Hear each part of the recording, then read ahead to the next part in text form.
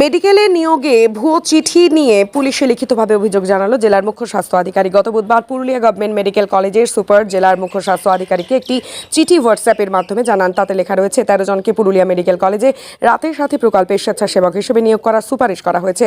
ওই চিঠিতে সহি স্ট্যাম্প এমনকি লেটার হেড ব্যবহার করা হয়েছে। ওই চিঠি দেখে তিনি বুঝতে পারেন তার সই জাল করে এই নিয়োগ সুপারিশ করেছে। তারপরে তিনি গত 5 তারিখ পুরুলিয়া সদর থানায় লিখিত অভিযোগ দায়ের করেন। ক্যামেরার সামনে জেলা মুখ্য স্বাস্থ্য আধিকারিক অশোক বিশ্বাস কিছু না বললেও তিনি জানান, গত 27 তারিখ আমি নিজেই অসুস্থ হয়ে হাসপাতালে ভর্তি ছিলাম। এখানে যে মেমো নাম্বার দেওয়া হয়েছে সেইভাবে আমার অফিস থেকে ব্যবহার করি না। যে লেটার হেড ব্যবহার করা হয়েছে সেই লেটার হেড আমরা ব্যবহার করি না। পুলিশে অভিযোগ জানিয়েছে, পুলিশ তদন্ত করছে।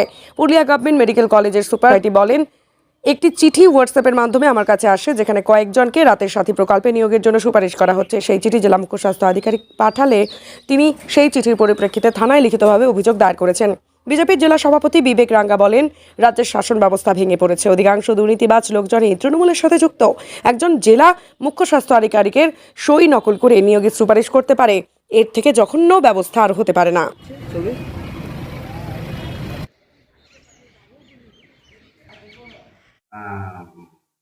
সই জাল করে এবং প্যাড জাল করে এই মেডিকেল কলেজে বেশ কয়েকজনকে অ্যাপয়েন্টমেন্ট দেওয়া হয়েছে নয়, এটা হচ্ছে একটা চিঠি এসেছে।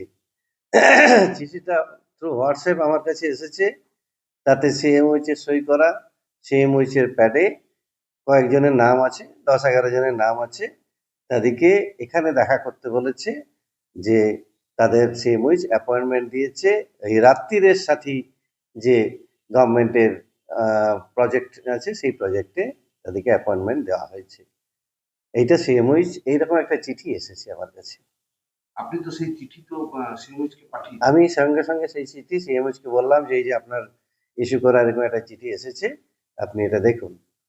তারপরে তো আমার কাছে মানে সিএমওইচ ওটা এফআইআর করেছে।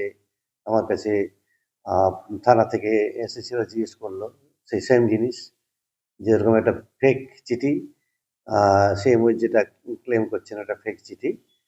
সেই চিঠিটা আমার কাছে, মানে চিঠি মানে ইয়ে আর কি, একটা অর্ডার হোয়াটসঅ্যাপ। কোথা থেকে এসেছিল আপনার কাছে? আমার কাছে আমাদের এইজন স্টাফ, সে আমাকে দেখালো, দেখাতে বললাম তুমি আমাকে হোয়াটসঅ্যাপ করে দাও, আমি সিএমওইচকে পাঠাবো। আমাদেরই একজন স্টাফ। এটা কারা? সেটা তো পুলিশের, তার জন্যই তো পুলিশকে এফআইআর করা হয়েছে, সেটা তো পুলিশ দেখবে। তার মানে তারা এখনো পর্যন্ত অ্যাপয়েন্টমেন্ট হয়নি? কিন্তু না, কেউ অ্যাপয়েন্টমেন্ট হয়নি, কেউ আসেনি আমার কাছে ডিরেক্টলি, কেউ এখনো আসেনি যাদের নাম আছে। শুধু চিঠিটা আমার কাছে এসেছে বলে সঙ্গে সঙ্গে আমি সিএমওইচকে জানিয়েছি। দেখুন, রাজ্যের শাসন ব্যবস্থা একদম ডামাডোল পরিস্থিতিতে আছে। যারা 2 নম্বরী লোক আছে, যারা বদমাইশ লোক আছে, অধিকাংশই তৃণমূল আশ্রিত বদমাইশ লোক আছে, যারা তৃণমূল কাছ থেকে, নেতাদের কাছ থেকে মদত পেয়ে এই ধরনের দুঃসাহস করে। একজন সিএমওইচের জাল সই করে কিভাবে একটা চাকরি নিয়োগের চিঠি করতে পারে, এটা এর থেকে আর জঘন্য ব্যবস্থা হতে পারে না। এই পুরোপুরি যে আছে স্বাস্থ্য ব্যবস্থা, একটু ঢপের উপরে চলছে, একদম পুরোপুরি শেষ হয়ে গেছে।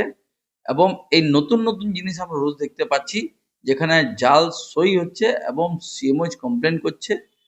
এই মানে ব্যবস্থা যে আছে, এই আর বেশি দিন চলতে পারে নাই। আর এখানে পুরস্কার করা যাচ্ছে যে মুখ্যমন্ত্রী, যিনি স্বাস্থ্যমন্ত্রী আছে, যিনি ভুয়ো ভোটার খুঁজতে বেরিয়েছেন, এই ভুতড়া জালসাজি যারা আছে, যে মেডিকেল ডিপার্টমেন্টে রয়েছে, যে সব করছে, এদেরকে খোঁজা বেশি দরকার আছে।